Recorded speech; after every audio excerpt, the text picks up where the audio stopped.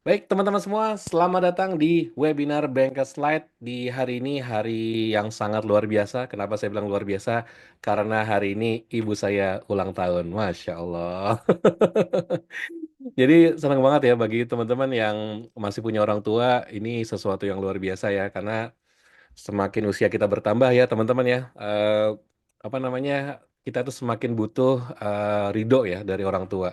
Saya masih ingat perjalanan saya waktu keluar dari Indosat. Kalau teman-teman tahu, dulu saya pernah di Indosat kurang lebih 12 tahun. Dan teman-teman semua, satu hal yang menguatkan saya adalah bukanlah karena saya menemukan Banker Slide, saya menemukan teman-teman yang asik, tapi yang paling menguatkan saya adalah ketika ibu berkata, ibu ridho dengan apa yang kau lakukan. Wah, teman-teman, itu nggak ada duanya ya. Kata-kata itu tuh kayak menembus relung yang paling dalam gitu. Ya, alhamdulillah teman-teman semua, berkah dari doa orang tua, kita semua bisa bertemu di hari ini, bisa berjumpa, bisa belajar bareng-bareng. Dan bagi teman-teman yang sudah tidak ada orang tuanya, mari sama-sama kita doakan semoga almarhum dan almarhumah senantiasa mendapat kebaikan dan kelak kita akan bertemu kembali di di masa berikutnya teman-teman ya. Amin, Masya Allah. Oke, teman-teman, hari ini kita ada satu webinar spesial ya. Jadi, kalau biasanya Bengkel Slide ini ngajarin bikin slide, ngajarin bikin teknik apa segala macam ya. Hari ini kita nggak bikin slide ya. Hari ini kita mau bikin headline. Nah, apa ini headline, teman-teman semua ya? Headline ini adalah sesuatu yang dibaca sebagai kalau orang Indonesia menyebutnya judul slide, kira-kira gitu. Nah, pertanyaan mendasar adalah kenapa teman-teman harus belajar bikin judul slide? Jadi, perjalanan kami mungkin di corporate ya, kurang lebih selama hampir pasca COVID kita mulai banyak kelas offline ya sampai dengan hari ini teman-teman. Itu kita menemukan ada beberapa fenomena di mana ternyata slide itu masalahnya bukan di desain, bukan di bagaimana kita apa namanya membuat tampilan yang eye catching segala macam, tapi justru eksekutif kita itu banyak sekali merasa judulnya, ceritanya tuh nggak kena teman-teman semua. Nah, mungkin kalau misalnya saya survei, teman-teman ada nggak di kantor yang mengalami hal tersebut? Kalau ada, boleh tuliskan di chat saya gitu ya. Baik teman-teman misalnya harus sering bikin slide ke atasan, ataupun teman-teman seorang atasan yang sering terima slide dari timnya gitu ya. Teman-teman ngerasa judulnya tuh nggak bercerita atau judulnya tuh nggak insightful, judulnya tuh nggak mampu dijadikan sebagai sebuah media pengambilan keputusan. Ada yang merasa seperti itu teman-teman?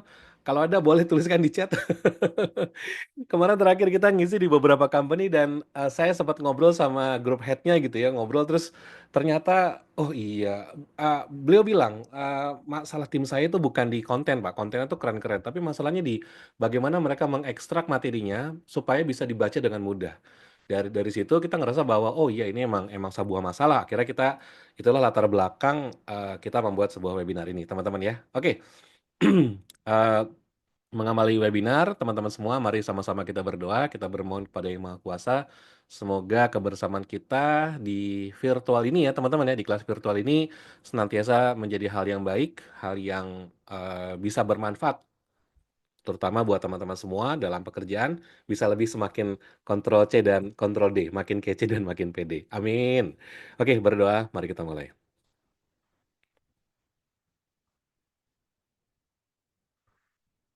Amin, amin ya Robbal Alamin. Oke, teman-teman, boleh minta satu doa lagi teman-teman semua? Mohon doakan perjalanan kami di Bengkel Slide sebagai edukator, sebagai trainer, senantiasa diberkahi oleh Allah, klien kami makin banyak, kebermanfaatannya makin luas, makin bisa bikin webinar untuk orang yang ingin belajar di Indonesia, semakin banyak, semakin luas, dan semakin bagus ya. Boleh tolong tuliskan amin di chat ya, tolong aminkan doa ini teman-teman, karena dukungan, semangat dari teman-teman semua itulah salah satu penguat kami yang berjalan. Mungkin kalau ada beberapa ngelihat ini ya, yang di grup WhatsApp itu beberapa adalah orang-orang yang masuk di Banker Slide sejak masa-masa awal dulu banget.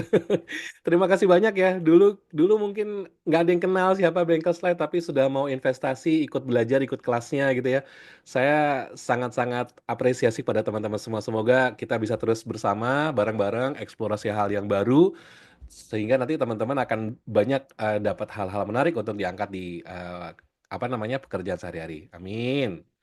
Oke, teman-teman, terima kasih untuk doa yang disampaikan. Nah, saya mau sedikit perkenalan nih bagi yang belum kenal. Ada pepatah bilang tidak kenal maka kenalan ya.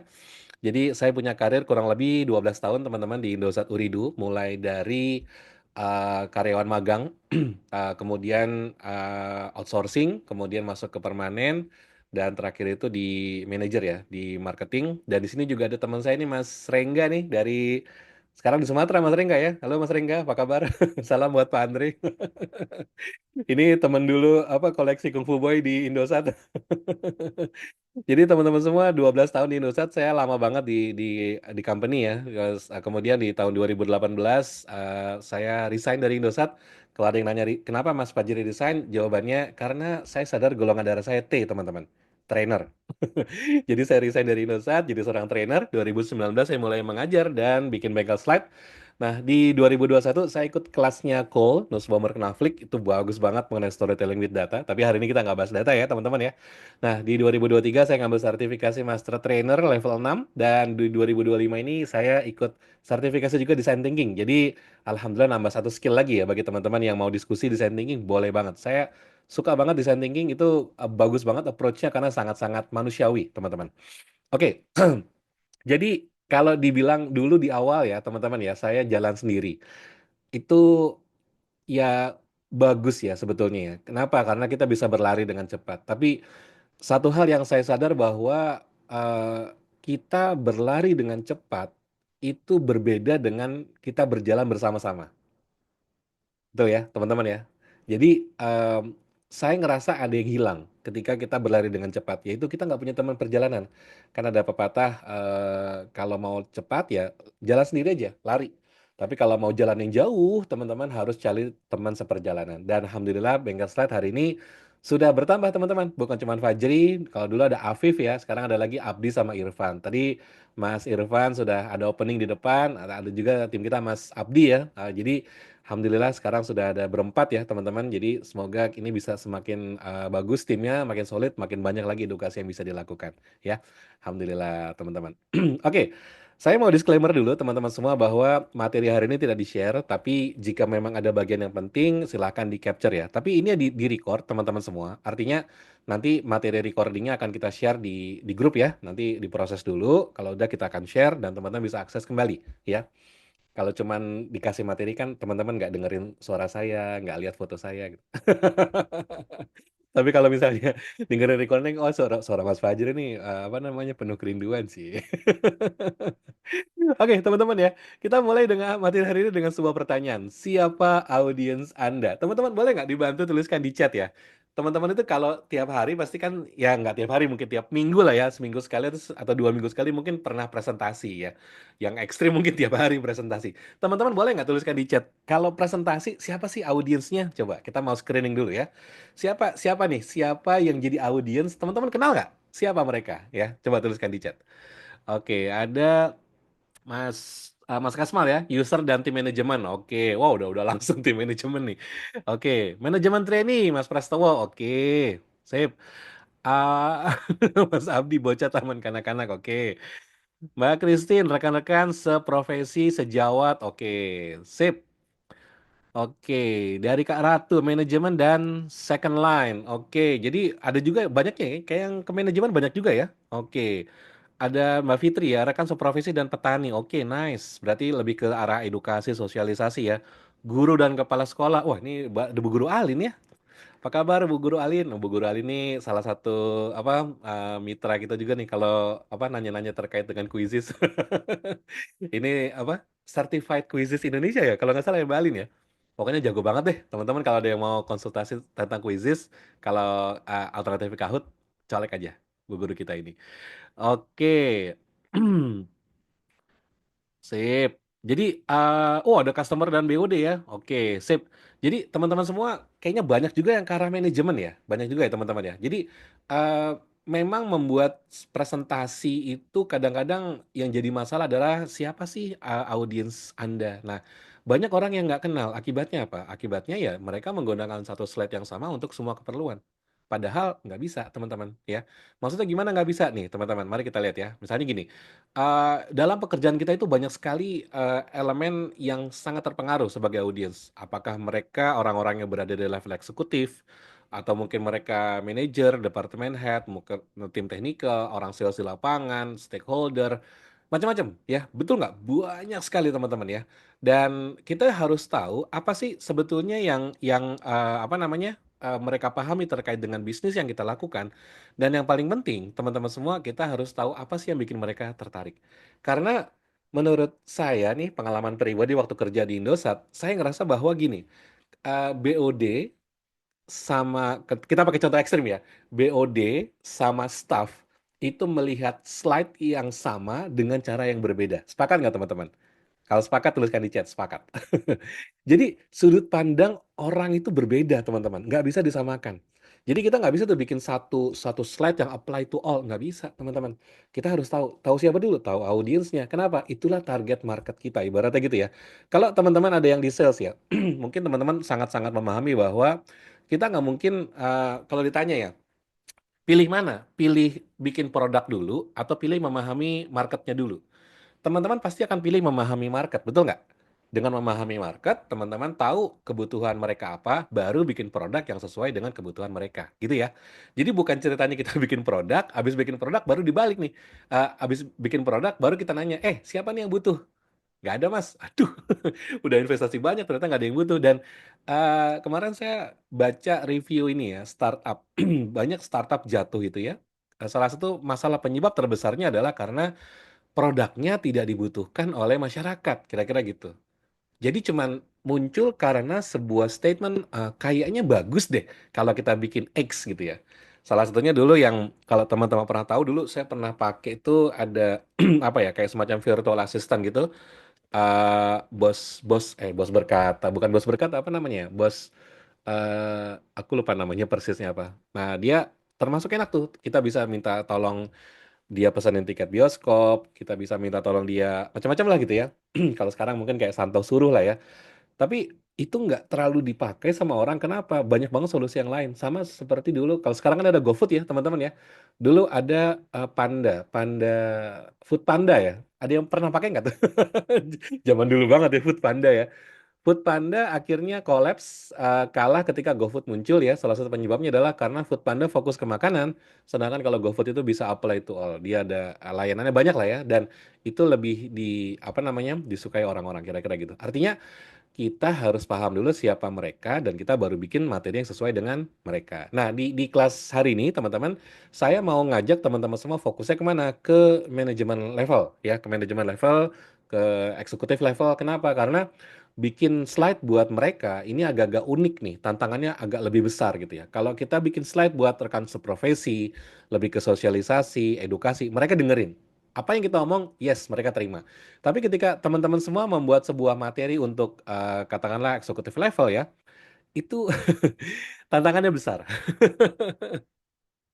Ya, yang paling sederhana teman-teman nanti tinggal disuruh pilih ya, mau pakai apa, mau pakai Pantene, Rejoice atau yang lain gitu. Tahu ya maksudnya ya.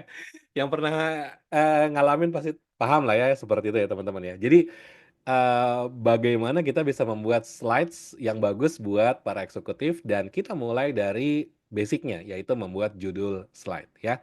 Oke teman-teman, nah ini yang tadi saya bilang, jadi kami survei di beberapa eksekutif level di beberapa company ya. Jadi dari mana mas surveinya? Dari kelas bengkel slide. Jadi alhamdulillah kita sudah masuk ke apa namanya kurang lebih bermitra dengan 100 corporate client di Indonesia, dan kadang-kadang di antara kelas itu kita kalau ketemu sama yang level eksekutifnya kan kadang-kadang suka ada yang datang ya, kita ngobrol, kita tanya. Nah, dan kita temukan satu fakta menarik bahwa mayoritas dari mereka itu bilang slide tim saya itu bermasalah. Dan ketika kita gali lebih dalam, masalahnya ternyata bukan desainnya, teman-teman. Masalahnya adalah insight itu nggak kena. Dan insight itu yang paling mudah kelihatan dari judul slide, dari headline. Jadi headline-nya tidak mampu bercerita. Akibatnya apa? Ke bawahnya udah nggak terlalu dilihat, teman-teman. Wow, bisa kayak gitu ya? Bisa banget. Oke, teman-teman, saya kasih contoh slide seperti ini. Oke, teman-teman. Coba lihat slide ini bareng-bareng. Coba lihat slide ini bareng-bareng, teman-teman. Menurut teman-teman semua, apa masalah di slide ini? Coba, boleh nggak tuliskan di chat? Teman-teman silakan lihat slide-nya. Sorry, sorry, sorry. Teman-teman lihat slide-nya, dan teman-teman tuliskan di chat, apa masalah dari slide ini? Coba, tuliskan. Saya kasih waktu sekitar mungkin 1 sampai 2 menit, silakan.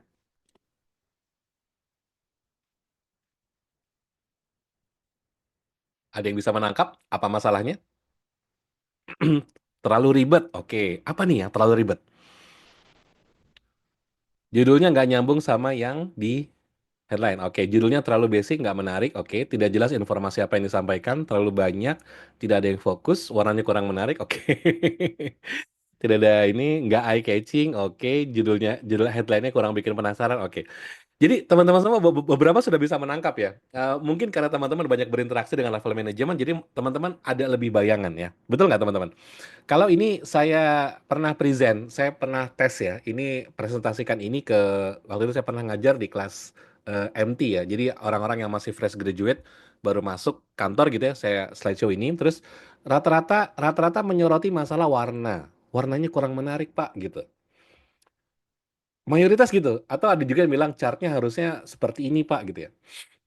Jadi nggak ada sense of urgency-nya, teman-teman. Nah, dan kalau teman-teman masuk ke level manajemen, masalahnya apa? Tadi udah banyak yang ngomong juga ya, judulnya nggak eye catching, judulnya nggak menarik, judulnya nggak ada fokusnya, nggak ada sense of urgency segala macam ya. Jadi teman-teman, yang kita lihat di atas ini bukanlah judul slide. Itu apa teman-teman? Itu adalah judul chart. Kenapa? Karena itu kalimat yang ada di atas itu hanya menjelaskan ini chart apa. Selesai. Judulnya apa mas? Nggak ada judulnya. Buat level manajemen, slide ini tidak memiliki judul. Nangkap ya teman-teman ya. Jadi inilah salah satu masalah yang sering terjadi di dalam keseharian kita. Kita bikin judul slide ya kita ngelihat nih ada chart, kita tulis oh itu apa sih? Judulnya jadi judul slide-nya penjualan produk per bulan Januari sama Mei 2023 dalam satuan juta gitu. Sering bikin judul kayak gitu.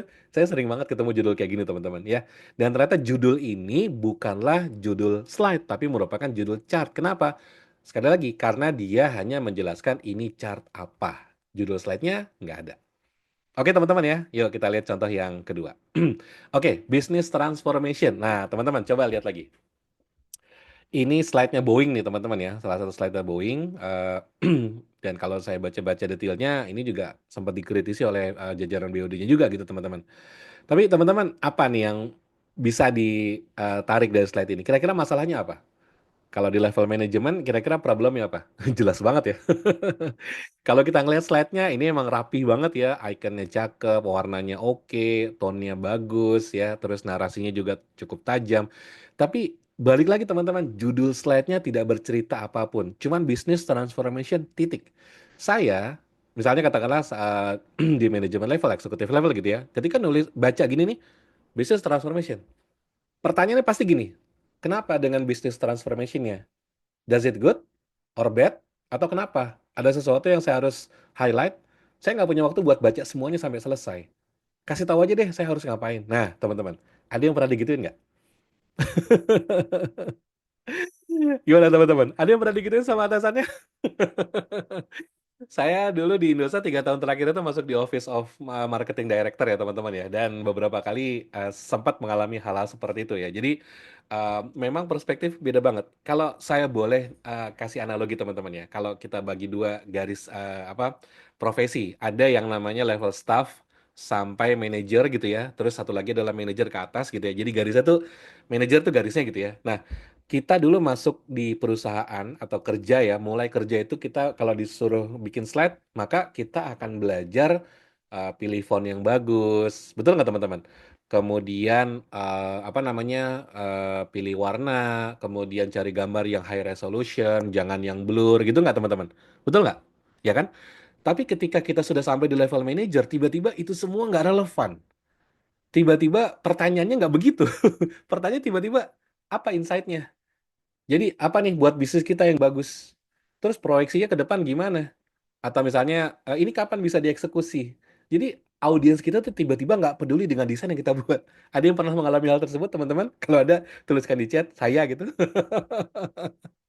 Jadi teman-teman semua ini yang terjadi dalam dalam bisnis gitu ya, dan saya validasi ini ke beberapa kelas yang saya ajar, terutama kalau ngajar kelas data storytelling itu kan audiensnya manager up ya teman-teman rata-rata ya. Terus saya ngobrol gitu mereka betul mereka bilang iya betul Pak betul persis banget apa yang kita hadapi. Jadi dan saya akhirnya penasaran ya, saya buka-buka lagi slide zaman saya masih kerja di Indosat manager ya teman-teman, ngelihat slide-nya direktur ternyata sangat simple. sangat simpel. Ada beberapa slide bahkan hitam putih ya. Itu mungkin ekstrim ya teman-teman ya. Tapi uh, ada satu statement yang saya masih ingat. Beliau pernah bilang gini, kalau kalau slide kontennya bagus, desainnya jelek itu kami maafkan. Kira-kira gitu. Ya, jadi bukan bukan berarti teman-teman nggak perlu belajar ngedesain slide ya. Tetap itu perlu belajar. Tapi saya mau highlight masalah message-nya teman-teman semua. Ya, kebayang ya teman-teman ya. Jadi eh, sedemikian pentingnya message dalam sebuah presentasi sehingga teman-teman tuh harus menginvestasikan waktu untuk belajar bagaimana para decision maker itu melihat sebuah informasi. Oke, sampai sini clear ya? Ada pertanyaan? Nggak ada ya? Jadi kalau saya simpulkan nih teman-teman ya, judul itu adalah sebuah kalimat pertama yang menentukan nasib presentasi. Coba saya mau tanya nih, teman-teman ada nggak yang pernah punya kasus nih ya, gara-gara misalnya katakanlah mau penampilan report ya, terus di slide nomor satu apa slide nomor dua, tiba-tiba presentasinya berhenti, slide-nya berhenti, nggak jalan, dan kita dikeramasin atau diceramain. Pernah ngalamin kayak gitu teman-teman? Gara-gara apa? Gara-gara kita salah nulis kalimat judul. Ada yang begitu teman-teman? Kalau ada tuliskan di chat dong. Jangan malu-malu. Kita terbuka di sini ya. Oke, jadi teman-teman ini satu satu hal yang kok kadang-kadang kita berpikir ya, kok bisa ya? Cuman gara-gara satu baris kalimat presentasi kita jadi berantakan. Iya, bisa banget teman-teman. Sangat-sangat memungkinkan. Apalagi kalau kita punya atasan yang apa namanya EYD, tahu EYD ya? Ejaan yang disempurnakan di mana titik dan koma itu jadi masalah. Aduh, Pak, ini bukan masalah substansial presentasi kita, Pak, tapi itu dibahas sama dia, teman-teman ya. Dan itu tantangan banget dalam bisnis ya. Oh, ada Mbak Kristen ya. Semangat Mbak Christine, semangat. Oke, baik ya. Oke, jadi teman-teman intinya gini, headline itu akan memperkuat message yang mau kita sampaikan. Saya kasih contoh. Nih teman-teman ya, ada dua slide kiri sama kanan. Kiri sama kanan. Slide-nya sama persis. Yang sebelah kiri kalimatnya kayak tadi lah ya, judul slide ya. Judulnya ini. Teman-teman coba lihat bareng-bareng, terus tuliskan di chat mana yang teman-teman lebih menurut teman-teman lebih meaningful, yang kiri atau yang kanan. Boleh tuliskan di chat lebih mudah dibaca message-nya yang kiri atau yang kanan, teman-teman. Boleh tuliskan di chat kanan apa kiri? Kanan ya. Kanan, sip. Ada yang pilih kiri nggak? Ya, benar ya teman-teman ya. Yang kanan itu relatif lebih mudah dibaca secara harfiah. Begitu satu kali baca selesai. Kalau mau ekstrim, saya dulu pernah punya seorang senior di dunia consulting. Saya tanya gini, Mas, apa sih bedanya slide yang bagus dan slide yang tidak bagus dalam bisnis? Nah, dia bilang gini, gampang Mas. Kontennya buang, sisakan judulnya. Kalau dari judulnya Mas paham isi slide-nya, berarti judulnya bagus. Nah, kira-kira kayak gini simulasinya. Nih, teman-teman. Saya punya dua slide, kiri sama kanan. Teman-teman tinggal baca ya. Ini nggak ngomongin, nggak ngelihat isi slide-nya ya. Cuman ngelihat judul slide-nya. Teman-teman lebih paham yang mana? Kalau lebih paham yang kanan, berarti yang kanan tuh bagus. Tapi kalau teman-teman paham yang kiri, nah itu saya bertanya-tanya tuh kok bisa ya? Ya, kebayang teman-teman ya. Jadi headline, judul slide yang bagus itu akan memperkuat message yang mau kita kita sampaikan. Sepakat ya teman-teman ya. Nah, jadi sekarang udah paham di situ kita meningkat ke masalah judul biasa dan executive ready. Apa sih yang dimaksud? Kenapa Mas Fajri ngangkat ada kalimat executive ready? Nah, teman-teman coba kita lihat bareng-bareng. Oke, contoh pertama. Laporan penjualan titik yang sebelah kanan. Revenue kuartal 2 merambat, perlu optimalisasi strategi distribusi di semua region. Yang kanan ini ada judul eksekutif ready. Kita lihat lagi. Judul yang pertama, yang biasa, Project Update Q1 2025. Yang kanan, 3 project delay, mitigasi risiko secara menyeluruh sedang dipersiapkan oleh tim. Eksekutif ready. Yang ketiga, program inovasi digital titik. Yang kanan, otomasi proses HR menghemat 1,2 miliar per bulan siap untuk di scale up. Bisa nangkap sesuatu nggak dari sini teman-teman semua? Coba kita ngobrol dulu sedikit. Kalau ada yang bisa menangkap sesuatu, tuliskan di chat hadir gitu. Kita pengen tahu nih, siapa di antara teman-teman yang bisa menangkap sesuatu di sebelah kanan, eksekutif ready, tolong tuliskan di chat hadir. Kerasa ya, kerasa ada sesuatu yang berbeda dengan judul yang kita modify. Jadi bukan cuman nulis ala kadarnya, tapi nulis sesuatu yang ada kadarnya, teman-teman. Dan kita pun sebagai orang awam bisa melihat seperti ini. Masalahnya cuma satu hal, teman-teman. Masalahnya gini, kita tidak terbiasa menuliskan judul yang panjang. Betul nggak? Kita ketika mulai belajar bikin presentasi itu selalu dikasih tahu tiga hal. Bikin judul slide itu harus singkat, padat, jelas. Betul nggak teman-teman? Saya penasaran ya dengan statement ini. Akhirnya waktu saya lulus, udah selesai masuk ke bisnis ya, saya tuh kembali ke kampus teman-teman. ketemu sama dosen saya, ngobrol kan, karena beliau cukup intens juga di masalah presentasi gitu ya. Saya tanya, "Pak, kalau dulu kan kita pertama kali mulai diajarin ada judul tuh singkat, padat, jelas gitu kan ya. Itu ada referensinya nggak sih, Pak?" Gitu. Dia bilang, saya pernah punya pertanyaan yang sama Mas Fajri gitu. "Oh iya? Terus gimana, Pak?" "Ya nggak ketemu referensinya." Jadi itu cuma masalah kebiasaan aja. Jadi kita itu terbiasa dengan judul singkat, padat, jelas. Kalau bisa yang ada wow, surprising effect gitu kan, dan lain-lain. Yang saya pikir itu nggak ada ininya, nggak ada korelasinya. Gimana caranya kok bisa begitu gitu ya? Kalau singkat, padat mungkin ya, tapi nggak akan jelas. Contoh yang sebelah kiri teman-teman, ini judul yang singkat dan padat, betul nggak? Laporan penjualan kuartal 2 titik. Singkat ya, padat, jelas nggak? Nggak. Nggak mungkin teman-teman bisa bikin judul yang jelas kalau singkat dan padat, pasti harus naratif. Nah, kira-kira kayak gitu. Jadi masalahnya biasanya ada di kita sendiri nih, karena kita terbiasa bikin judul yang pendek, dan judul yang pendek itu tidak memiliki kemampuan bernarasi. Solusinya gimana, Mas? Solusinya adalah kita bikin judul dan subjudul. Jadi gini, kalau teman-teman mau naratif yang langsung kebaca jelas, pakai model sebelah kanan, jadi panjang. Tapi kalau teman-teman lebih suka yang pendek, seperti sebelah kiri, nggak apa-apa, silahkan. Tapi tolong kasih dia subjudul untuk membuat lebih jelas informasinya. Sampai sini, nangkep ya, teman-teman ya? Oke, sip. Yuk kita lanjut. Jadi teman-teman semua, ini bukan masalah ide, tapi ini masalah eksekusi. Idenya di kepala udah ada, Mas. Udah ada. Cuman begitu saya tulis judul, kok berantakan ya? Nah, itu yang mau kita bahas hari ini, teman-teman semua ya. Jadi hari ini ada tiga yang mau kita pelajari. Yang pertama adalah bagaimana cara headline bekerja. Yang kedua adalah teknik framing. Nanti saya akan bahas ini juga. Bagus, teman-teman. Dan yang ketiga adalah eksplorasi prompt. Karena kita nanti mau pakai AI ya. Jadi AI ininya apa, Mas? Bebas ya. Mau pakai ChatGPT boleh, mau pakai Gemini boleh, atau mau pakai yang lain juga nggak ada masalah ya. Ada yang pakai DeepSeek. Oke, baik teman-teman ya. Jadi kita bahas yang pertama dulu, bagaimana cara headline bekerja. Yuk teman-teman kita lihat. Oke, tahu ya ini apa ya? Koran ya. Teman-teman pernah baca koran ya? Pasti pernah ya. Kalau nggak pernah baca koran berarti terlahir di setelah tahun 2000 ya. Mungkin setelah 2010 bahkan tuh nggak pernah baca koran. Anak saya dua-duanya nggak pernah baca koran. Ya iyalah, yang satu masih SMP kan ya, lahir 2010 tuh teman-teman. Suatu ketika saya pernah bawa apa namanya, bawa pulang koran, terus mereka amazing gitu. Apa itu gitu kan? Koran. Koran. Itu tuh kayak mungkin saya ngebayangin kayak mungkin anak zaman sekarang ketemu sama apa namanya? Intel Pentium gitu ya. Intel Pentium yang masih dipencet powernya terus ada suara ngeng gitu. Ada yang gitu teman-teman pernah ngalamin atau disket disket yang 3,5 atau 5/4? Saya pernah suatu ketika bawa bawa pulang tuh teman-teman, terus saya kasih tahu ke anak-anak gitu ya. Terus mereka kayak amazing gitu. Terus pertanyaannya pertanyaan mereka akhirnya gini, itu berapa kapasitasnya gitu ya? Terus saya bilang ya kecil lah, lebih gede USB yang kamu punya gitu. Hah? Gitu. Ya teknologi ya teman-teman ya. Tapi gini, kita kita bahas ke koran. Oke, teman-teman, pertanyaan saya gini. Kalau baca koran, teman-teman kan baca koran ya, misalnya kita kita buka nih, tep gitu ya. Yang teman-teman baca itu adalah headline-nya atau berita detailnya? Coba tuliskan di chat. Hanya baca headline beritanya aja atau baca detailnya sampai kolom-kolomnya dibaca?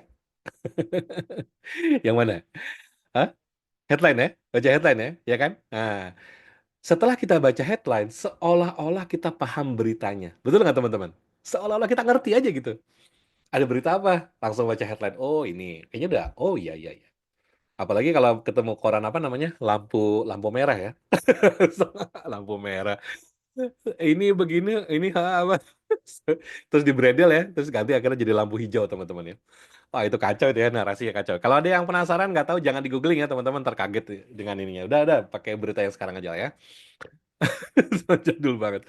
Iya, jadi teman-teman dengan hanya membaca headline seolah-olah kita paham isi informasinya. Ya, dan dalam dunia presentasi hal yang sama terjadi lagi. Dengan hanya jadi eksekutif kita itu, teman-teman ya, mereka cukup baca headline. Mereka waktunya tuh sudah habis, ya. Mereka waktunya tuh sudah lelah dengan pekerjaannya.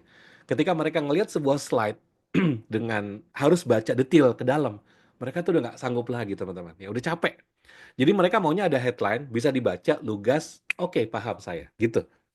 Nah, Saya pernah di salah satu kelas kami yang kita lakukan buat corporate ya teman-teman ya. Ada salah satu direktur yang kebetulan hadir dan memberikan opening speech.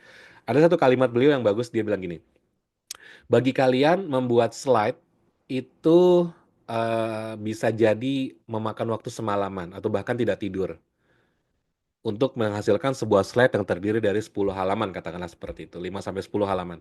Tapi bagi kami, itu hanya salah satu dari belasan slide yang kami lihat setiap hari. Nangkep nggak teman-teman esensinya? Jadi mereka itu waktunya sangat-sangat padat, masalahnya banyak banget, dan masalah kita, bagi kita besar banget ya. Bagi mereka cuman kayak, alah kecil banget gitu ya. Sebagai contoh misalnya saya kasih analogi gini ya. Eh, kita menyoroti masalah penggunaan kertas di kantor. Ini saya kasih analogi aja. Misalnya gini, penggunaan kertas kita satu bulan itu 10 rim di divisi kita. Ya, kita bilang, kertas di divisi kita 10 rim habis sebulan. Satu rim 500 halaman dan satu rim itu kurang lebih sekitar berapa? 60.000 atau 70.000. Katakanlah misalnya, atau ekstrim lah, kita bikin 100.000 lah ya, 100.000 satu rim. Berarti satu bulan kita spending 1 juta gitu ya. Kita bilang ke dia, jadi gini Pak, kita punya masalah, kita harus efisiensi, kita harus go green. Kenapa? Divisi kita itu spending kertasnya satu bulan 10 rim, itu menghabiskan waktu 1 juta, bla bla bla bla. Bagi kita masalah besar. Terus dia nanya gini, 1 juta ya sebulan ya? Divisi kita itu generate berapa M sih satu bulan? Terus kita diem. Oke, katakanlah divisi kita 200 juta aja deh. 200 juta sebulan. Berarti 200 juta, kamu butuh berapa? 1 juta. 1 juta. 1/200. Berapa persen? Jadi teman-teman semua, masalah yang kita hadapi besar, bagi dia biasa aja, kecil. Dan dia bilang, mungkin dia akan bilang ini, tapi kalau kertasnya di print lebih efektif kan kerjanya, daripada nggak di print, kita diem. Nah, itu teman-teman. Jadi perspektif kita itu nggak mampu ada di level yang sama dengan beliau. Kenapa? Banyak faktor. Salah satunya jam terbang, ya kan? Jadi jauh banget nih. Kita nggak bisa catch up. Jadi kadang-kadang kita dapat hal-hal yang nggak bisa kepotret. Ya, nah balik lagi ke sini teman-teman ya ke headline ya. Jadi cara kerja headline tuh membantu supaya dia mudah mencerna apa sih informasi yang ingin kita berikan. Ya, jadi saya highlight sekali lagi, judul bukan nama file, judul adalah sebuah strategi ya. Nah, teman-teman, misalnya gini, contoh kita punya sebuah judul kalimatnya seperti ini. Area Timur overachieve 130%, apa yang bisa ditiru? Ini judul yang eksekutif ready. Kenapa? Walaupun singkat, teman-teman, tapi yang pertama, judul ini mengandung insight secara lugas. Jadi kita kasih, dia langsung bisa nangkep. Oh, bagus ya area timur gitu ya. Apa yang bisa ditiru? Itu adalah call to action-nya. Jadi intinya kita mau ngasih tahu ke dia, Pak, area timur tuh overachieve loh. Nah di slide ini, saya mau kasih tahu apa sih inisiatif yang mereka jalankan yang bisa kita copy untuk kita lakukan juga. Selesai teman-teman. Kebayang ya? Oke, yuk kita lanjut lagi. Nah, jadi ada beberapa ciri-ciri headline yang siap untuk diletakkan di meja eksekutif, teman-teman ya. Yang pertama, tentunya harus ada clue atau insight-nya, atau impact-nya juga harus harus ada. Yang kedua, harus ada rasa kepo, tapi tetap relevan ya. Tapi keponya itu bukan kayak apa bener-bener rahasia gitu ya. Nggak perlu teman-teman ya. Ini business presentation ya, bukan presentasi ulang tahun. Jadi nggak perlu main rahasia-rahasiaan teman-teman. Yang ketiga, clear message harus lugas, direct ke message yang mau disampaikan. Yang keempat, orientasinya pada action, call to action-nya harus ada. Dan yang terakhir, teman-teman, kita juga harus bikin yang ringkas tapi powerful ya. Kalau dibutuhkan panjang, silakan panjang. Kalau bisa diringkas, silakan diringkas. Tapi harus tetap powerful, teman-teman. Ya, oke. Kita coba pop quiz ya. Mana yang kira-kira lebih eksekutif ready? Saya kasih dua pilihan, teman-teman di chat. Tinggal tulis A atau B. Gitu ya, teman-teman ya. Oke, siap? Baik, yang pertama, teman-teman. Ada dua kalimat. Yang A, penjualan kuartal 2 untuk semua produk. Yang B, 3 produk turun di kuartal 2. Apa sebabnya? Kira-kira yang mana? A atau B, teman-teman? A atau B? B, B, B. Ada yang pilih C nggak? Kadang-kadang kalau di Zoom nih suka ada yang nyeleneh dikit ya. Dikasih dua pilihan, dipilih opsi ketiga gitu ya. Ya, kebayang teman-teman ya. Jadi ada judul yang memang membutuhkan call to action gitu ya. Jadi harus langsung di clear up kira-kira apa. Oke. Pertanyaan kedua ya, kuis kedua nih teman-teman ya. Nah, seperti ini. Laporan inovasi tim A sama tim B yang bawa tim A unggul 5% di atas tim B ada dampak ke target tahunnya di 2025 ya. Kelihatan teman-teman ya. Jadi mana judul yang lebih membuat cerita, mana judul yang lebih menarasikan sesuatu dan itu yang dibutuhkan oleh eksekutif kita. Bukan cuman ceplok gitu ya. Enggak, teman-teman nanti rasain ya. Oke ya teman-teman ya. Jadi kita harus bangun sense of urgency ya. Jadi judul yang executive ready itu adalah judul yang memiliki sense of urgency. Bukan laporan biasa. Kalau laporan biasa ya kayak tadi kita bikin ya. Laporan penjualan kuartal 2 2025 selesai. Ya. Laporan inovasi rutin selesai. Oke, teman-teman, kebayang ya sampai sini ya. Jadi bagaimana headline bekerja, teman-teman paham ya. Jadi nanti ada proses kira-kira ada kita sebut ini sebagai siklus ya, teman-teman ya. Jadi mulai dari bagaimana kita menentukan topik, topiknya nanti akan dibikin draftnya, teman-teman. Draftnya nanti akan di-refine dan baru nanti akan jadi final final apa namanya? Draft yang final dan itu nanti muter lagi, teman-teman. Muter gitu ya. Oke, karena nanti akan kenapa muter terus? Karena nanti akan masuk ke steps yang berikutnya. Nah, kira-kira gitu ya. Jadi di bagian yang pertama ini kita sudah belajar membuat headline. Nah, sekarang kita coba lihat ya bagaimana dari kalimat biasa kita bisa mengubah itu menjadi sebuah headline yang tajam ya. Misalnya gini teman-teman, kita punya topik mentah ya. Topik mentah misalnya saya mau presentasi nih, ngomongin apa Mas? Ngomongin efisiensi biaya transportasi. Oke. Nah, judul biasanya seperti ini kira-kira. Evaluasi transportasi kasih tahun lah 2024. Ya. Kebayang teman-teman? Sering ya bikin model gini. Nah, yang kita pengen teman-teman itu eksekutif reading-nya tuh kira-kira seperti ini teman-teman. Biaya transportasi setelah diperdalam ya, ternyata kita dapat sebuah message bahwa biaya transportasi itu naik 15%, terus kita harus evaluasi rute dan vendor yang terlibat. Ya, jadi kebayang teman-teman ya, dari sebuah kalimat sederhana ternyata banyak banget hal yang dilakukan. Nah, biasanya sampai sini akan muncul pertanyaan nih. Jadi, apa aja nih Mas yang harus kita consider ketika membuat sebuah apa namanya? Sebuah headline. Nah, ya. Nah, ini teman-teman, saya punya checklist nih. Oke. Jadi, untuk membuat checklist atau membuat judul yang executive ready, ini ada beberapa hal yang bisa teman-teman lakukan secara mandiri. Yang pertama, eh, ini kalau dibaca ada judul, ada insight atau impact-nya enggak? Ya. Kalau misalnya ada, berarti yes, itu bagus. Terus relevan nggak nih yang teman-teman buat sama eksekutifnya? Kalau relevan, ya berarti itu bagus banget. Yang ketiga, to the point nggak? Lugas nggak? Jangan muter-muter teman-teman. Kalau iya, itu berarti bagus ya. Terus bisa berdiri sendiri, stand alone. Kalau misalnya katakanlah nih ya, dari rangkaian presentasi ada 5 slide, satu slide dicopot, dia berdiri sendiri, tunggal. Bisa nggak? Kalau bisa, berarti bagus ya.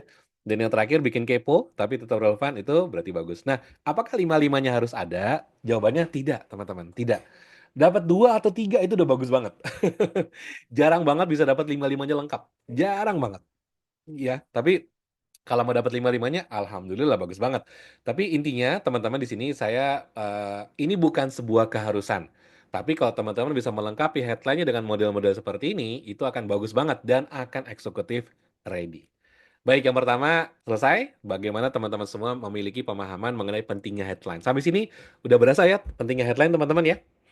Oke, kalau udah berasa teman-teman boleh ada yang mau sharing topik apa yang biasanya ini disampaikan di kantor? Atau kita lanjut dulu aja ya. Ini masih menarik lagi yang berikut ini. Nah, teman-teman, saya mau masuk yang kedua nih, teman-teman. Framing strategi. Nah, ini nih.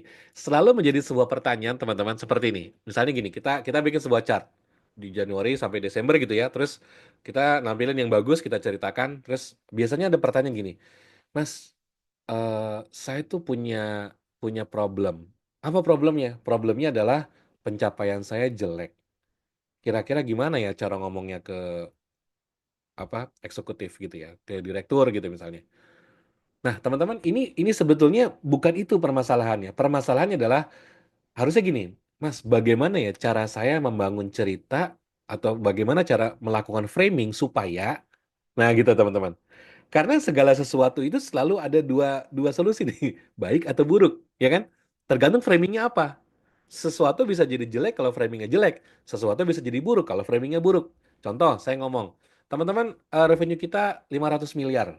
Wah, bagus nggak tuh teman-teman? Nggak tahu. Kalau saya tambahkan kata-kata, teman-teman revenue kita 500 miliar, tapi kita punya target 2 triliun, berarti baru tercapai 25%. Jadi jelek ya. Nah, tahu kita bilang, Teman-teman, revenue kita 500 miliar, ini sudah 100 miliar di atas target dan sudah achieve kurang lebih sekitar 10% di compare tahun lalu. Jadi bagus kan teman-teman? Jadi tergantung framingnya apa. Nah, jadi ada beberapa framing. Framing itu ibarat kayak apa namanya? Ya sesuatu yang ingin kita bangun. Karena semua narasi itu harus dipoles teman-teman ya. Jadi misalnya contoh nih teman-teman ya. Jadi kita punya beberapa kalimat nih. Ini kalimat mentah ya, kalimat yang masih berupa topik. Nah, kalau kita cuma nulis evaluasi kinerja di kuartal 2, itu ya nggak apa-apa, tapi lagi-lagi teman-teman ya, itu adalah kalimat yang sangat-sangat umum, tidak ada fokusnya. Kalau kita cuma bilang project di digitalisasi HR 2024, lagi-lagi itu nggak jelas tuh. Apa tahapannya apa, resultnya apa, nggak tahu teman-teman. Laporan distribusi region timur, nggak ada sense of urgency-nya. Kita nggak mau kayak gitu teman-teman. Ya. Nah jadi apa namanya? Kalau kita punya ide mentah, ya nggak apa-apa. Karena segala sesuatu berawal dari ide mentah. Sepakat nggak? Lihat nih Mbak Kristen ya. Sip. Hasil evaluasi cakupan penerima cek kesehatan gratis. Nah, ini udah lebih tajam ya. Kalau mentahnya kira-kira gini, kita mau ngomongin apa sih? Kita mau ngomongin ini nih, evaluasi penerima kesehatan gratis. Nah, itu adalah ide mentahnya, ide dasarnya. Nanti kita coba refine ya. Oke, thank you Mbak Kristen. Teman-teman, kalau yang lain mau ikut nulis boleh ya. Kira-kira kalau di kantor, apa sih ide mentah yang teman-teman biasa buat dalam konteks pekerjaan? Tulis aja di chat. Nanti beberapa mungkin saya izin untuk sampling. Nanti di bagian ketiga kita masuk ke apa namanya ChatGPT ya. Kita coba optimalkan ya. Oke teman-teman ya. Nah jadi balik ke framing. Framing itu apa? Framing itu adalah sebuah teknik untuk mengarahkan cerita. Nah jadi nyambung sama konsep sebetulnya di data storytelling ya teman-teman ya. Karena kalau di data storytelling itu kan kita itu sebagai pencerita, orang yang tampil dan membawakan sebuah cerita. Jadi ibaratnya kita kalau di film itu kayak sutradara gitu kali ya. Jadi misalnya kadang-kadang kita nonton film jadi sedih, nangis, kadang-kadang lucu jadi ketawa, kadang-kadang kita gregetan gitu ya. Pengepungan di Bukit Duri ada yang udah nonton teman-teman? Oh itu jangan bawa anak ya kalau mau nonton itu ya. Itu kayaknya apa namanya jarang saya nonton film Indonesia itu sampai kayak wah gila nih film. Oke, kalau bawa anak nonton Jumbo aja Jumbo Jumbo. Jumbo apa udah mengalahkan ini ya, sudah mengalahkan apa kemarin agak lain ya.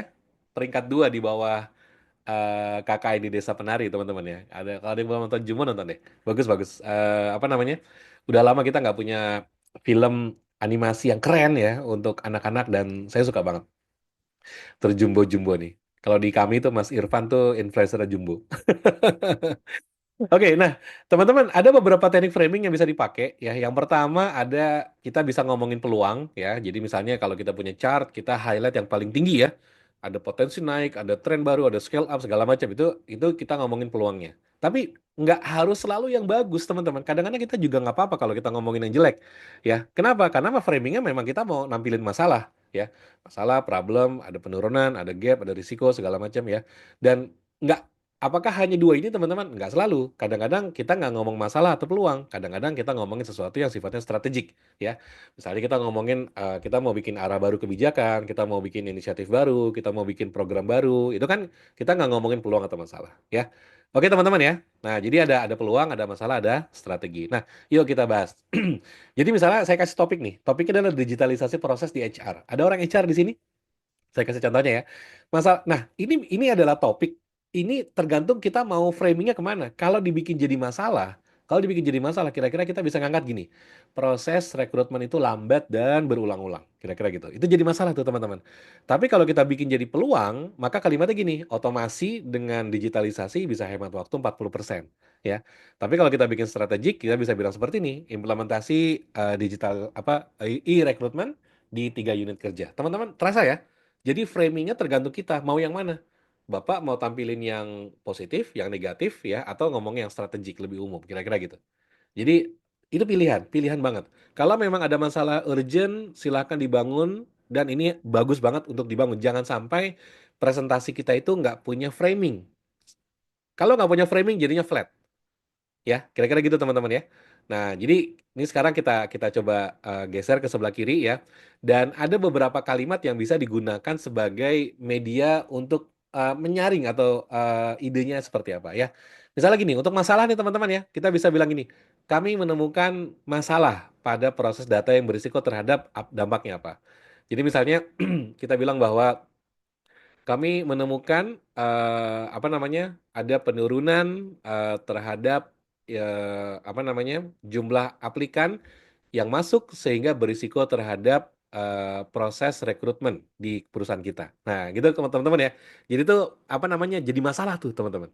Kalau peluang kira-kira gini, ya data menunjukkan ada potensi kenaikan. Ya, data data kita menunjukkan ada potensi peningkatan karyawan yang bisa kita rekrut yang bisa dicapai melalui implementasi digitalisasi rekrutmen. Tuh, cakep kan teman-teman ya? Dan kalau strategi itu teman-teman kita bilang kita merancang strategi implementasi digitalisasi. Kami merancang strategi e-recruitment untuk mencapai pemenuhan karyawan di 2025. Tuh, enak kan teman-teman? Ya. Ini saya bantu ya, supaya bisa lebih kebayang teman-teman. Jadi dengan cara seperti ini, framingnya itu sangat tergantung kita mau ngomongin apa, arahnya kemana.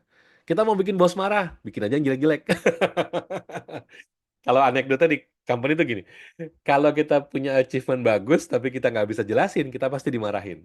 Ya, apalagi achievementnya jelek. Wah, tambah dimarahin lagi ya. Oke, nah teman-teman ya, oke, lanjut. Nah, kita ngomongin lagi nih masalah transformasi topik nih, teman-teman ya. Ini tadi kan di awal kita ngomongin topik yang mentah, sekarang topiknya kita kasih framing, teman-teman. Oh, teman-teman, kalau ada yang ngerasa webinar oke, boleh di ini ya, mainkan di Instagram, posting di story boleh, silakan di mention Bengkel Slide nanti kita repost dengan senang hati. Nah, teman-teman, ini mari kita lihat ada transformasi topik. Nah, misalnya topiknya adalah distribusi produk tidak merata. Nah, itu kan sesuatu yang sangat-sangat apa ya, sangat-sangat mudah untuk kita diskusikan ya. Bro, ini gue lihat distribusi produk kita nggak rata deh. Nah, itu topik awal tuh teman-teman. Belum bisa jadi sebuah framing, ya. Nah, kalau di framing, itu ada pilihan nih. Misalnya, nih, kalau kita mau bikin masalah. Oh, kita lihat datanya, kita temukan bahwa 3 area backlog, stok 2 minggu, risiko salesnya hilang. Tapi kalau kita bilang peluang, kita lihat lagi datanya. Oh, ternyata area tertentu itu punya potensi di push naik 1,5 kali lipat. Tapi kalau kita bilang strategik, rerouting distribusi, redistribusi tim sales tuh akan bagus banget, teman-teman. Ya, oke teman-teman ya. Nah, terus kalau misalnya udah jadi framing, kira-kira nih, kira-kira nanti kita bikin headline. Ini baru draft ya teman-teman ya.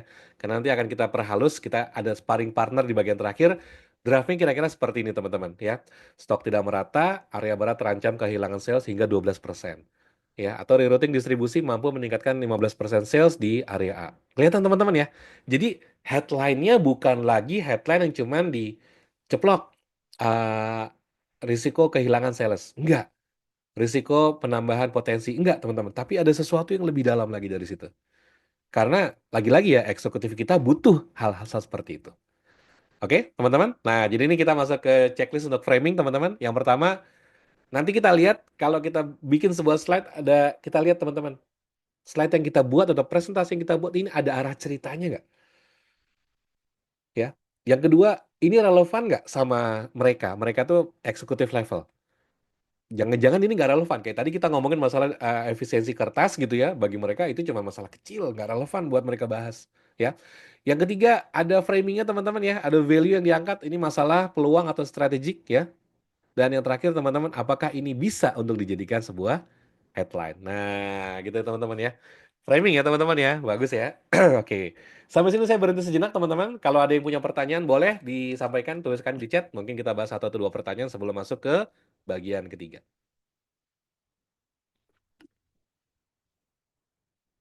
Oke, so far so good, teman-teman. Kalau oke, boleh dong tuliskan di chat. Lanjut, Mas. Kayak zaman dulu ya, kalau kita webinar kan pasti gitu ya. Lanjut, Mas. Bungkus, Mas. Karet dua. Kalau ada yang nulis bungkus, pasti ada yang bilang tuh, karet dua, Mas. Gitu. Oke ya, lanjut ya, teman-teman ya. Baik, sekarang kita masuk ke yang ketiga. Nah, teman-teman ya. Yang ketiga, kita ngomongin masalah refining with AI. Nah, teman-teman, saya dahulu itu di awal AI muncul ya. Mungkin ada beberapa yang punya pemahaman seperti saya juga. Jadi gini, saya itu dulu beranggapan bahwa AI membuat kita malas. Sepakat nggak? Coba yang sepakat dengan kalimat tersebut tuliskan di chat sepakat gitu. Saya pengen tahu siapa yang sepakat. Jadi AI membuat kita malas. Sepakat nggak dengan kalimat seperti itu? AI membuat kita malas. Ini kalimat yang dulu saya pahami ketika saya bukan kenal ya, saya pertama kali ketemu dengan ChatGPT, ketemu dengan apa lagi ya, kalau buat gambar tuh ada apa Midjourney. Jadi kayak kayak misalnya, aduh kok jadi ini ya, jadi kita nggak tertarik, nggak mau explore gitu ya. Tapi teman-teman, seiring waktu sejalan waktu, teman-teman, ini berubah. Opini ini berubah teman-teman. Bahwa s- eh, ketika saya juga mulai banyak ngajar di beberapa corporate, kemudian ada memang corporate yang menutup AI sama sekali, ada teman-teman. Jadi mereka menutup akses AI apapun. Jadi ChatGPT ditutup, Copilot ditutup, Gemini ditutup. Jadi murni harus dari inisiatif personal. Nah, tapi ada juga company yang bahkan memberikan Copilot untuk semua karyawannya. Nah, gitu teman-teman. Dari situ saya berpikir bahwa ada apa dengan AI? Apa pemikiran saya yang salah ya teman-teman ya? Dan akhirnya ketika dikaji lebih dalam, cari referensi segala macam gitu ya, saya ngelihat bahwa oh ternyata saya salah teman-teman. Jadi kalau dulu saya bilang AI membuat kita malas, ternyata salah itu. Statement yang salah. Dan saya yakin itu kalau dibahas lagi, saya pasti salah. Jadi statement yang benar begini teman-teman. Orang yang mampu bekerja dengan AI itu akan bisa bekerja lebih efektif daripada orang yang tidak menggunakan AI. Ya, saya tulis ya. Orang yang mampu bekerja dengan menggunakan AI akan bisa bekerja lebih efektif dibanding dibanding siapa? Dibanding orang yang tidak menggunakan AI. Nah, ini dia. Ini kalimat yang sekarang saya pegang, teman-teman. Maksudnya gimana, Mas? Gini. Suatu ketika saya kan dulu biasa apa namanya menggunakan ngobrol sama ChatGPT gitu ya. Terus dikonsumsi pribadi, teman-teman. Maksudnya ya buat sendiri aja. Sampai suatu ketika ada teman saya tuh orang HR juga di satu agensi ya. Dia nanya, Mas, gue tuh sering bikin, dia orang trainingnya tuh tapi training program. Training program itu salah satu job desk-nya adalah membuat program training buat karyawan yang apa, jadi dia harus bisa custom. Jadi misalnya gini, ada kebutuhan, saya butuh ini Mas. Klien atau user itu kan cuma ngelempar topik. Nah, dia bertugas menerjemahkan itu jadi sebuah silabus. Silabusnya kasih ke user, user cocok, baru dia nanti akan cari narasumbernya, kira-kira gitu ya. Dia bilang, wah saya tuh kewalahan banget mas kalau bikin silabus. Maksudnya kadang-kadang itu lagi, itu lagi. Jadi atasan saya juga bilang, kamu kok makin gak kreatif ya makin kesini gitu. Dia bilang gini, bukan gak kreatif sih mas, tapi gimana ya, kayaknya semuanya udah saya usulin gitu. Udah apa namanya, udah kering gitu ya, ide itu udah kayak udah kering, udah nggak punya ide lagi. Teman-teman pernah nggak ada yang ngerasain kayak gitu? Ya, misalnya gini, bikin reporting ya, bikin reportnya itu dari tiap minggu nih. Dulu di awal-awal kita pegang report, mungkin kita masih kreatif ya. Kita cari narasi yang lebih baik, kita potret yang lebih baik. Tapi begitu itu jadi terus-terusan gitu ya, weekly report tiap minggu. Lama-lama apa? Lama-lama teman-teman cuma ganti angkanya doang. Betul nggak? Coba yang sepakat sama saya tulis di chat sepakat gitu. Kita udah udah nggak punya kreativitas lagi teman-teman. Gara-gara apa? Saking seringnya kayaknya semuanya udah kita keluarin gitu ya.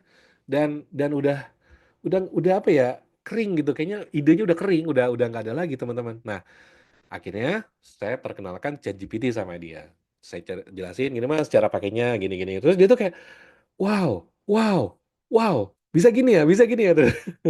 Terus 2 minggu kemudian setelah kita ketemu waktu itu, kita ketemu lagi, saya tanya, so gimana mas, kata dia gini, aman aman, sekarang gue kalau bikin silabus cepet banget 10 menit gitu ya.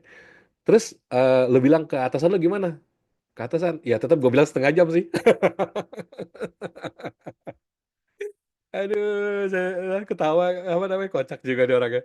Jadi tetap tetap apa, bilang ke atasan 30 menit gitu ya, tapi dikerja 5 sampai 10 menit beres gitu ya. Tapi teman-teman, akhirnya di situ saya menarik sebuah kesimpulan baru bahwa AI ini adalah tools ya. Teman-teman, AI apapun ya, mau ChatGPT, mau Midjourney ataupun Freepik sekarang udah ada AI-nya. Pokoknya semua AI itu adalah tools yang sudah ada di sebelah kita, teman-teman. Artinya gini, mau dipakai boleh, Mau nggak dipakai juga boleh, silahkan. Nggak ada yang melarang dan tidak ada yang mengharuskan. Tapi orang-orang yang bisa menggunakan AI dengan efektif, dia bisa bekerja lebih efisien dibandingkan orang lain. Ya. Nah, salah satunya adalah untuk membuat headline. Saya pernah survei di kelas teman-teman, teman-teman apa sih masalahnya ketika membuat headline? Wah, idenya susah mas, udah nggak kebayang idenya tuh apa ya gitu ya. Nah, disitulah AI akan berperan. Gitu ya teman-teman ya. Yuk kita lihat slide-nya. Nah, jadi AI adalah sparring partner ya. Jadi saya suka men-challenge ide saya sendiri ketika sama ChatGPT gitu ya. Kita challenge nih. Jadi ini ada refinement baru apa enggak? Nah, jadi kalau dulu tuh kira-kira stepnya seperti ini teman-teman. Kita punya ide, idenya ada framing, terus framingnya jadi headline final, selesai. Tapi dengan adanya AI, yang kita lakukan sekarang apa? Nih kita geser dikit, tengah-tengahnya kita isi sama AI. Jadi dari topiknya dapat di framing. Nah, kita challenge dulu tuh ke AI. Supaya apa? Untuk mempertajam. Tapi ingat, decision maker-nya tetap kita sebagai user. Nah, baru nanti akan jadi sebuah headline final. Jadi AI itu adalah asisten lah ya, asisten buat sparring. Kan kadang-kadang kita kalau di apa kantor mau nanya teman, teman kita juga kerjanya sibuk, banyak yang dia lakukan. Nah, udah tanya sama AI aja kalau gitu. Nah, kita sparring. Intinya ini adalah sebuah solusi buat teman-teman yang membutuhkan challenge kira-kira gitu ya. Oke, teman-teman, yuk kita lihat. Nah, ada teknik promptingnya mungkin ada banyak sebetulnya teman-teman luas banget ya. Tapi mungkin kita coba lihat tiga ya teman-teman ya. Yang pertama biasanya kalau sama AI kita mulai dari eksplorasi variasi dulu aja ya. Jadi kita minta dia bikin ya nggak usah dikasih batasan, bikin aja dulu ya. Nanti yang kedua baru kita refinement fokusnya dan yang ketiga kita arahkan ke call to actionnya itu apa ya. Nah, teman-teman, saya disclaimer dulu ya. Eh, apa yang akan kita lihat di ChatGPT, mungkin misalnya saya hari ini demo pakai ChatGPT, mungkin akan berbeda dengan ChatGPT-nya teman-teman semua. Kenapa bisa begitu? Banyak faktor ya. Salah satunya adalah masalah apa namanya learning query ya, istilahnya gitu ya. Jadi di ChatGPT saya mungkin lebih banyak saya tanyakan terkait sama analisis data, insight, storytelling, presentasi. Jadi mungkin angle-nya udah agak beda nih sama ChatGPT teman-teman. Jadi akan berbeda, nggak apa-apa, itu nggak masalah ya. Yang penting kita tahu bagaimana cara bertanya. Nah, jadi sedikit masalah prompting teman-teman ya. Jadi banyak yang bilang gini, dan saya ketemu di beberapa kelas. Mas, saya udah pakai ChatGPT tapi nggak ketemu yang bagus gitu. Kayak gimana Pak? Saya lihat, oh iya, yang salah bukan ChatGPT-nya Pak, yang salah tuh teknik promptingnya. Teknik prompting tuh kayak teknik bertanya. Jadi kadang-kadang kita tuh kalau nanya setengah-setengah teman-teman, ya. Jadi contohnya gini nih, misalnya, eh, misalnya Mbak Christine ya, saya pinjam namanya Mbak Christine ya. Misalnya gini, Mbak Christine mau pergi ke Gramedia. Terus saya bilang, Mbak Christine titip buku ya. Kata Mbak Christine, oke. Balik dari Gramedia, ya udah dibelikan buku masak gitu. Karena Mbak Christine suka masak misalnya. Saya bilang, lah Mbak Christine, bukan ini yang saya maksud. Saya tuh maksudnya mau nitip komik. Komik apa? Kung Fu Boy yang terbaru misalnya gitu. Oh gitu, ngomong mas dari tadi kan saya nggak ngerti gitu ya. Nah itu kira-kira prompting tuh gitu teman-teman. Ya, ketika kita bisa memberikan informasi secara jelas, secara lugas gitu ya, maka nanti jawabannya juga akan jelas ke kita. Kalau kita cuma nanya ala kadarnya, ya nanti jawabannya juga ala kadarnya teman-teman. Makanya ada kalimat teknik prompting itu adalah sesuatu yang sangat penting untuk teman-teman pahami ketika menggunakan AI. Oke, paham ya? Sip. Kita mulai yang pertama teman-teman ya, eksplorasi variasi. Nah, ini teman-teman ya. Berikan saya, nah ini saya copy paste ya. Mungkin saya copy paste saja. Saya taruh di chat nih teman-teman ya. Saya taruh di chat. Oke. Ya, saya taruh di chat. Chatnya mana ya? Chatnya hilang. Bentar, bentar. Oh, ini dia. Ya Allah. Nih, teman-teman ya. Nah, ini. Saya taruh di chat teman-teman. Kalau ada yang mau nyoba sekalian boleh bareng-bareng ya di ChatGPT masing-masing ya. Jadi apa nanti topik atau framingnya teman-teman gunakan masing-masing ya. Topiknya apa yang sering diangkat, cobain aja tulis kayak gitu. Jadi ini kayak bener-bener raw aja, raw banget nih. Berikan saya 5 variasi judul presentasi untuk topik. Teman-teman tulis topiknya apa? Formatkan dengan gaya headline untuk audience eksekutif. Nanti teman-teman akan dapat mungkin 4 sampai 5 headline berbeda dengan tone yang variatif ya. Kalau ada yang udah nyoba, teman-teman boleh tuliskan di ini, di mana di chat. Kira-kira kita bisa diskusi. Kira-kira teman-teman dapat prompt-nya apa, kalimat prompt-nya lengkapnya, terus hasil ChatGPT-nya apa. Nanti kita lihat sama-sama ya, seberapa ChatGPT ini bisa bantu ya. Eh, Mas, apakah harus pakai ChatGPT? Jawabannya enggak. Teman-teman mau pakai yang lain nggak ada masalah. Mau pakai DeepSeek boleh, mau pakai Gemini boleh, mau pakai Copilot boleh, bebas ya, bebas. Dan sekarang hampir hampir semua hampir semua AI itu sudah support bahasa Indonesia, teman-teman. Dan apa namanya layak untuk dicoba ya. Itu enak banget. Oke, ini kita kasih contoh yang tadi saya lakukan. Jadi misalnya saya punya topiknya sederhana, evaluasi distribusi produk Q2. Jadi itu adalah topik yang teman-teman saya belum pertajam sama sekali. Saya cuma punya sebuah topik yang sangat kasar. Dan saya minta ke ChatGPT, saya bilang kalimatnya seperti ini, buatkan 5 headline untuk presentasi eksekutif dengan topik. Saya masuk itu, distribusi produk kedua yang tidak merata antar wilayah. Buatkan dengan gaya headline untuk audiens eksekutif dan inilah dia hasilnya. Wah, gitu ya. Output dari AI untuk judulnya teman-teman ya. Jadi dari sini ini adalah gerbang pembuka kita pertama kali. Dan kadang-kadang kita ngerasa gini, ada beberapa yang mungkin kita ngerasa, kok nggak relevan ya? Nah, nggak apa-apa, coret aja teman-teman, nggak apa-apa. Jadi bukan, jangan disalahin toolsnya teman-teman ya. Tapi kalau kita ngerasa bahwa gini, kayaknya nomor satu sama nomor dua bisa digabung deh jadi satu. Ya udah silakan, kita minta aja sama ChatGPT atau kita gabung sendiri nggak apa-apa ya. Sehingga teman-teman akan punya sebuah narasi yang relatif lebih lebih menarik. Iya nggak? Kalau ada yang udah nyobain ya, boleh dong tuliskan di chat teman-teman. Pengen tahu saya hasilnya seperti apa. Oke, nah ini prompt yang kedua nih teman-teman ya. Nah ini prompt yang kedua, teman-teman ini saya copy paste lagi seperti ini. Ya, ntar saya copy paste di chat supaya teman-teman bisa mencoba. Ini prompt yang kedua. Nah ini. Oh, udah ada yang nyoba ya? Siap. Saya. Oke. Oh, dari Kak Yudis ya. Topik marketing fashion yang sedang tren. Satu, memenangkan pasar dengan gaya strategi marketing fashion terkini yang mendorong pertumbuhan. Gokil. Oke, nomor satu aja kayak udah wow gitu ya. Opsi dua, fashion forward, tren pemasaran yang mengubah cara brand berbicara dengan konsumen. Gokil. Asik ya teman-teman ya. Oke, gokil banget ya. Jadi ini masih variasi awal nih. Ini masih variasi awal yang sangat terbuka untuk di feedback gitu ya.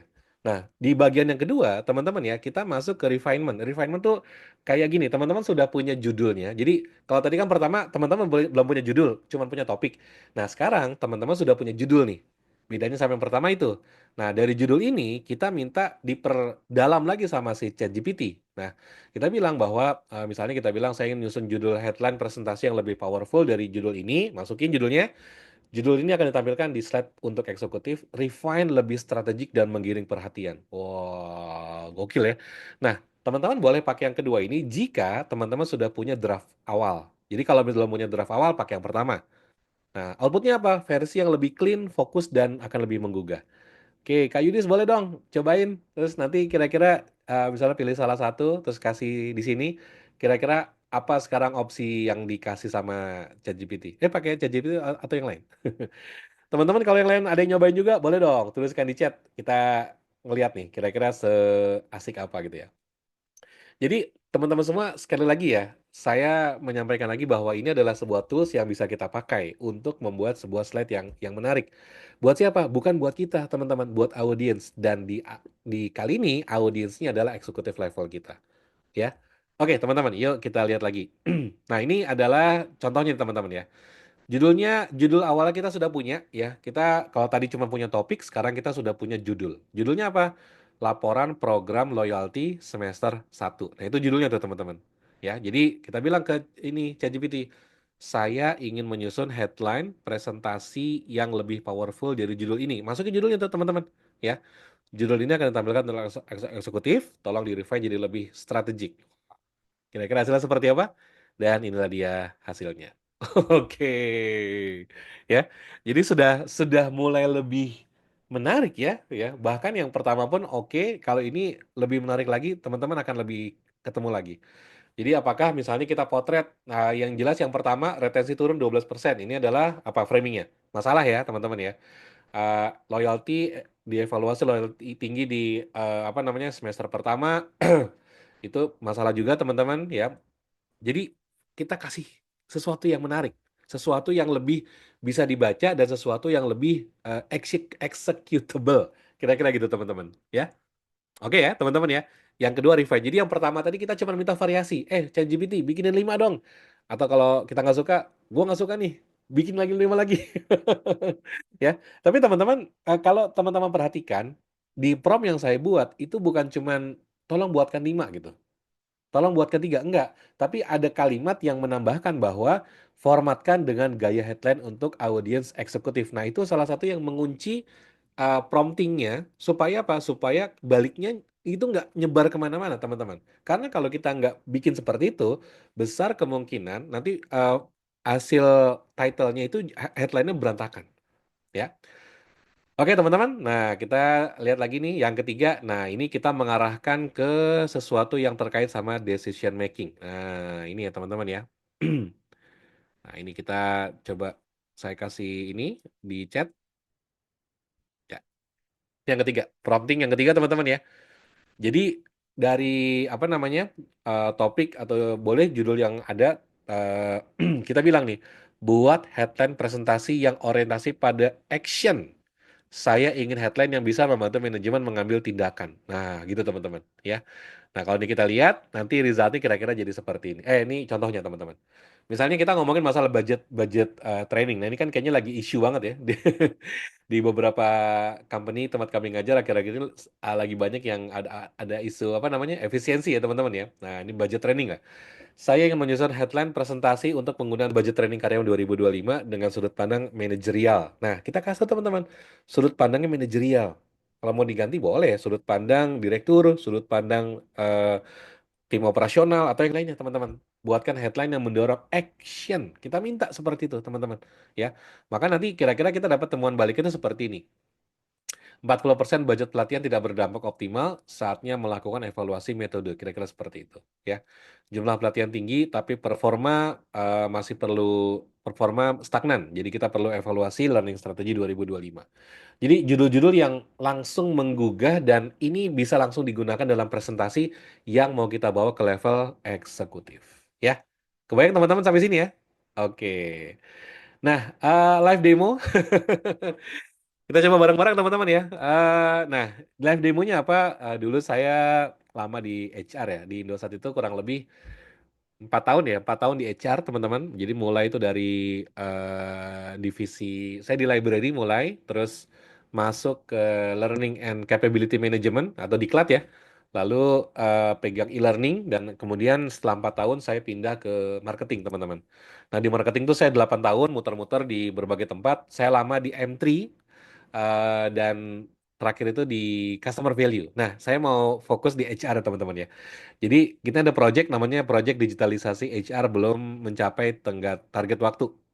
Nah ini terus framingnya apa nih? Ini framing yang mau kita bahas teman-teman ya. Framing adalah kita mau framing masalah keterlambatan sama urgensi efisiensi. Nah ini yang mau kita angkat teman-teman ya. Terus promnya apa? Nah ini saya copy ya. Promnya saya copy, saya taruh di chat. Saya taruh di chat. Oke, kira-kira seperti ini. Teman-teman kalau mau cobain, boleh banget ya. Saya ingin menyusun headline presentasi untuk topik keterlambatan proyek digitalisasi HR. Saya butuh headline untuk eksekutif yang fokus pada urgensi dan solusi. Ya, yuk kita coba lihat kira-kira kalau ini saya taruh di ChatGPT, kira-kira jadinya seperti apa? Ah, tes. Ya, kira-kira ini hasilnya dari ChatGPT, teman-teman. Nah, ini, teman-teman. Keterlambatan digitalisasi HR, risiko kerja meningkat, saatnya akselerasi eksekusi. Ini menekankan dampaknya dan arahkan ke solusi percepatan. Nah, itu teman-teman. Yang kedua, stagnasi proyek HR digital, menjawab tantangan dan langkah transformasi tepat. Saya kadang suka geleng-geleng sendiri sama ChatGPT ya. Kok bisa dia mikir kayak gitu ya? Nah, ini fokus pada stucknya situasi. Jadi, dia bagus banget teman-teman, karena memberikan kalau judulnya ini berarti penekanannya A. Kalau judulnya ini berarti penekanannya B, teman-teman ya. Terus ada juga nih kalau mau menghubungkan dengan delay, maka kita bisa bilang seperti ini, project HR tertunda, efisiensi terhambat, solusi eksekusi cepat dan terukur ya. Jadi ada 5 nih teman-teman, nanti bisa bisa dipakai. Nah, ini ChatGPT saya tuh, saya dulu bilang sama dia gini, bro, kita bisa kita kita bisa nggak manggilnya itu jangan jangan formal. Kita manggilnya jangan formal. Kita manggilnya jangan formal, tapi panggil lo gue aja gitu. Sampai sekarang keterusan tuh teman-teman. Dan saya kalau ke dia tuh apa namanya lo gue, kayaknya jadi lebih enak sih. Itu plus minus ya. Tapi saya kasih tahu satu hal minusnya teman-teman ya. Satu hal yang minus. Minusnya adalah kalau kita lagi suntuk ngobrol sama dia, itu seolah-olah kita ngerasa kayak dia itu adalah orang yang hadir secara fisik. Dan ini sebenarnya berbahaya teman-teman ya. Kenapa? Kalau diterusin, itu bisa membuat kita jadi dalam tanda kutip rada-rada kayak antisosial ya. Dan ini bahaya banget teman-teman. Makanya saya suka pakai ChatGPT hari-hari, tapi kadang-kadang kalau sampai sudah di titik kelamaan, saya stop dulu teman-teman ChatGPT-nya. Kenapa? Biar ngobrol sama orang beneran. Kalau enggak bisa keterusan ya teman-teman ya. Jadi ada satu satu ini ya, satu fenomena di rumah ya. Ini saya jadi ceritanya waktu itu ngajarin anak saya yang gede itu ChatGPT. Jadi dia tanya ke saya kan masalah poster. Dia dapat tugas dari sekolah bikin poster nih teman-teman. Poster saya lupa temanya apa ya waktu itu ya. Saya bilang gini, tanya aja sama ChatGPT gitu kan ya. Kayak saya lagi nyiapin materi atau apa, dia nanya, saya jawab sekenanya doang. Saya bilang, tanya ChatGPT aja kak gitu. Apa itu? Nah, saya ajarin kan, pakai ChatGPT gini gini gini. Teman-teman tahu nggak? Habis hari itu nggak pernah dia nanya lagi ke saya. Terus saya waktu itu nanya kan, kak, kamu nggak nanya lagi ke Abi? Enggak, enak kalau nanya ChatGPT katanya, lebih lebih enak jawabannya. Nah itu teman-teman salah satu fenomena yang kadang-kadang kita harus agak rem-rem dikit ya teman-teman ya. Jadi kalau kadang-kadang kita ngerasa udah semakin asik, kayaknya lu enak pakai ChatGPT. Teman-teman ingat, ChatGPT itu bukan orang. ChatGPT itu sebuah tools ya. Dia begitu sama kita karena kita kalau ngomong sama dia asik. Karena di kitanya asik, dianya asik. Tapi jangan terjebak di situ teman-teman semua ya. Ingat kita masih punya teman real kiri kanan yang bisa kita tanya, jawab, ngobrol, kira-kira gitu ya. Oke, ini dari Kak Mai nih. Kak Mai, kita lihat nih. Oke, mengatasi keterlambatan proyek digitalisasi HR, strategi untuk meningkatkan efisiensi dan produktivitas. Woi, gokil. Digitalisasi HR yang tertunda. Bagaimana kita bisa mengejar dan meningkatkan kinerja organisasi? Gokil. Dua, dua aja kayak udah keren banget ya. Asik ya.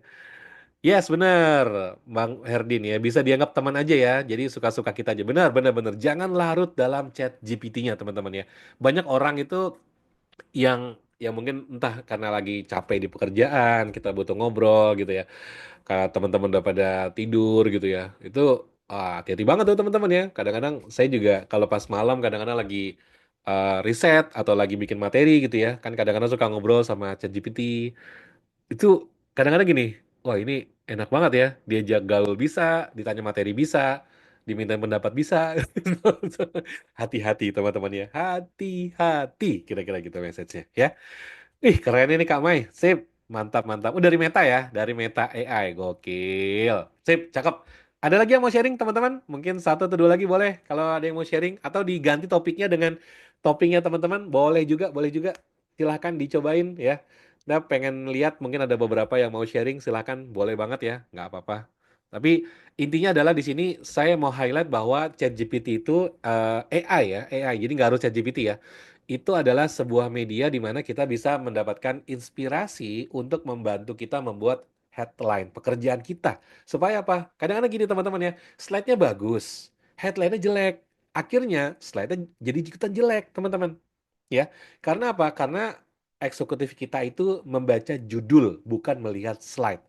Ya, kalau judulnya menarik, mereka akan tertarik. Kalau judulnya nggak menarik, mereka skip.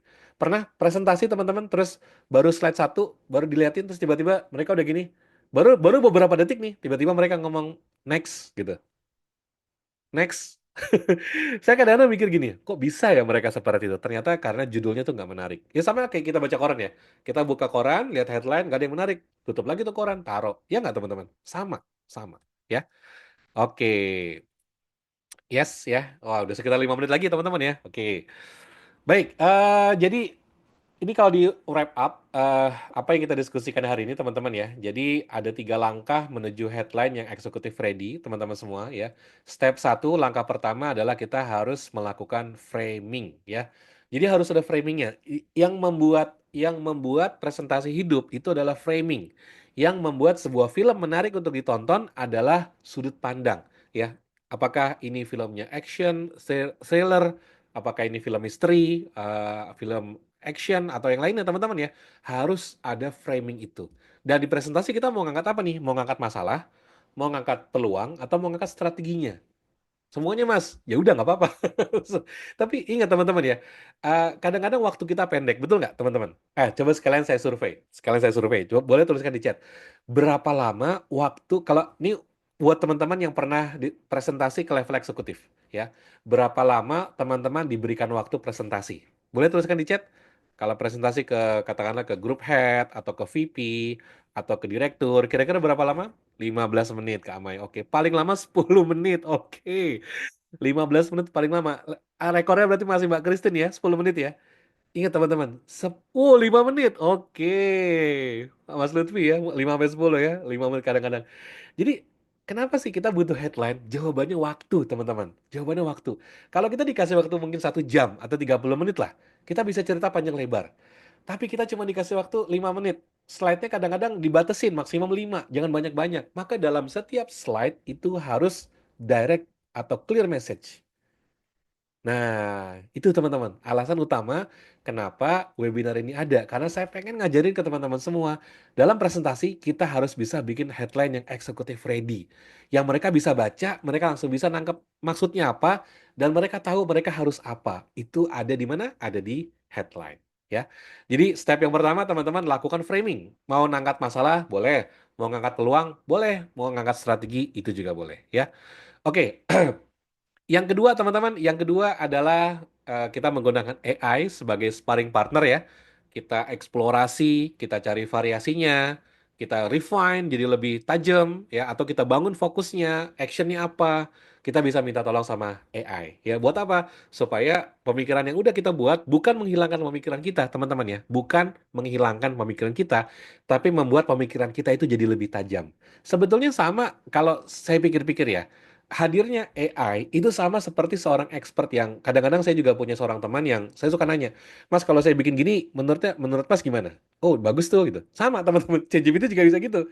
Kalau saya bikin gini gimana? Wah ini kurang gini bro, kurang gitu bro. Nah tambah-tambahin. Jadi kita ada punya assist lah ya. Nah seperti itu teman-teman ya. Oke. Baru present sebentar, tiba-tiba manajer bilang, oke next slide ya. Tapi ngomong-ngomong masalah berhenti kayak gitu ya, saya pernah punya satu pengalaman ya. Tapi ini nggak ngomongin presentasinya, ini ngomongin kecerobohan saya menggunakan warna. Jadi waktu awal di Indosat, saya pernah presentasi itu di direktur. Ini masih masih anak baru ya, anak baru banget ya. Baru slide pertama di stop sama direkturnya, terus dia bilang, tolong perbaiki slide-nya ya, gitu. Terus dia keluar. Saya bingung kan, ini salah gue apa ya gitu. Terus akhirnya panggil lah sama manajer gitu kan. Terus dia tanya, emang kamu tahu nggak salah kamu apa? Saya nggak tahu Pak gitu. Jujur banget. Salah kamu. Coba lihat slide kamu. Bukan nih covernya nih kan. Jadi ini baru slide pertama itu cover, masih cover, belum pindah nih. Masih cover, diliatin terus dia bilang, ini salahnya kamu apa nih? Wah saya nggak tahu Pak gitu. Saya semalaman bikin slide nggak tidur saya bilang gitu kan. Salah kamu adalah penggunaan warna gitu. Kenapa kamu pakai warna biru gitu? Saya bilang, ya karena saya suka warna biru Pak. Terus dia bilang gini, kamu kerja di mana? Indosat. Indosat warnanya apa? Saya baru pikir tuh. Indosat warnanya kuning, Pak. Iya. Biru warna siapa? Warnanya XL. Indosat siapanya XL? Kompetitor. Nah, tahu kan masalahnya di mana? Oh iya, iya. Ya, tapi kalau itu bukan masalah headline berhentinya, teman-teman ya. Tapi gara-gara masalah warna ya. Oke. Step kedua kita bisa gunakan AI sebagai sparring partner. Dan step yang ketiga, baru kita bisa bikin, kita ramu lagi, mungkin kita refine lagi sendiri. Kita akan dapat headline yang eksekutif ready. Oke, teman-teman ya. Dah, jadi teman-teman semua, inilah yang kita sampaikan hari ini. Udah siap? Kalau yang siap bikin headline yang eksekutif ready, tolong dong tuliskan di chat ready. Kasih tanda seru kalau bisa yang banyak ya, supaya teman-teman apa namanya bisa lebih semangat. Besok bikin slide presentasi lebih tajam, lebih kece ya, lebih diproses lebih mantap sehingga teman-teman akan semakin kontrol C dan kontrol D, makin kece dan makin pede. Asik ya. Oke, teman-teman semua ya. Jadi menutup sesi kita hari ini, saya berikan sebuah narasi dari Bengkel Slide. Karena Bengkel Slide adalah tempat untuk belajar sambil bermain, bermain sambil belajar, tapi belajarnya nggak main-main. Terima kasih. Saya Fajir dari Bengkel Slide. Semoga teman-teman semua selalu sehat dan kita kembali ke Mas Irfan. Kita foto bareng dulu ya, teman-teman ya. Oke. Oke, terima kasih Mas Fajri, terima kasih teman-teman. Alhamdulillah di weekend ini senang sekali bisa belajar sambil bermain, tapi belajarnya nggak main-main ya. Oke, yang dapat insight yang banyak di hari ini boleh dong ketik lagi agar kita bisa ngadain webinarnya sekali lagi. Ketik lagi ya teman-teman untuk ngadain webinarnya. Oke, selanjutnya kita oke. Selanjutnya kita izin foto bareng ya teman-teman ya. Oke, ini ada berapa layar? Ayo yang belum tampilin layarnya. Oke,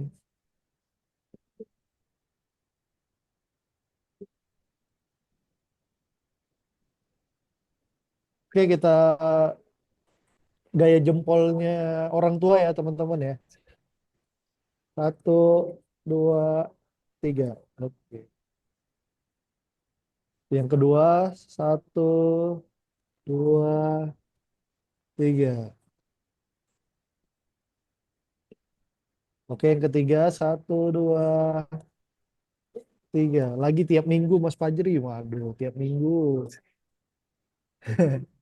Tiap minggu gimana Mas Fajri? Mudah-mudahan kita bisa diberi keluangan waktu untuk bisa sering-sering ngadain sharing session webinar seperti ini supaya teman-teman makin kontrol C dan kontrol D, makin kece, makin pede. Baik, terima kasih Mas Fajri, mencerdaskan bangsa. Terima kasih teman-teman yang sudah berkenan waktunya untuk sama-sama hadir di kelas kita selama 1,5 jam. Doakan kami semoga segala rencana dan segala agenda Bengkel Slide bisa dilancarkan ya teman-teman. Amin. Sampai ketemu di webinar bulan depan dan teman-teman juga yang mungkin mau belajar bareng lebih lama bareng Bengkel Slide. Insya Allah nanti 10 Juni teman-teman Bengkel Slide akan ngadain kelas untuk publik. Nanti informasinya kita share-share di grup. Baik, terima kasih ya teman-teman. Sampai ketemu lagi. Assalamualaikum warahmatullahi wabarakatuh. Waalaikumsalam. Makasih Mas Fajri, Mas Irfan. Waalaikumsalam. Terima kasih. Assalamualaikum warahmatullahi wabarakatuh. Sampai Mas ketemu Fajri. lagi. Terima kasih teman-teman semua. Terima kasih Mas. Terima kasih Mas Fajri. Sama-sama. Terima kasih teman-teman semua. Terima kasih banyak Mas Fajri. Sama-sama. Terima kasih. Terima kasih Dani. Terima kasih Bang Erwin. Mas Tarom, terima Thank kasih. you Mas Fajri ya. Sama-sama Luar Mas biasa. Fitri, terima kasih. Mas Teguh, Pak dosen, terima kasih. Mas Ari, terima kasih Mas Ari. Raja Batagi tunggu di Dota Hutaki nanti Terima kasih Mas Rengga. Salam buat Pak Andre, Mas Rengga. Terima kasih. Ya, sehat-sehat Mas Fajri. Sama-sama. Gak beda